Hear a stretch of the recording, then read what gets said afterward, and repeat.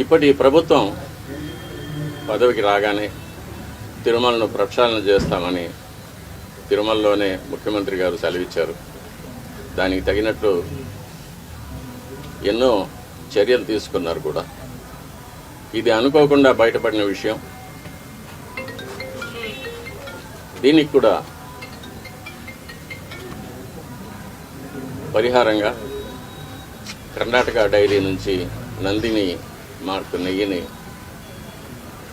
శుద్ధమైన ఆవు నెయ్యిని మళ్ళీ కొని స్వామివారి ప్రసాదాలు తయారు చేయించడానికి ప్రభుత్వం నిర్ణయం తీసుకుంది.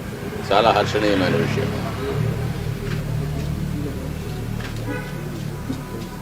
ఈ విషయంలో ముఖ్యమంత్రి గారికి విన్నపం, స్వామివారి మీద విశేషమైన భక్తి ఉన్నవారికి, ఆగమ శాస్త్రం మీద, మన సాంప్రదాయాల మీద గౌరవం ఉన్నవారికి తిరుమలలో సేవ చేయడానికి అవకాశం కల్పించవలసిందిగా కోరుతున్నాను.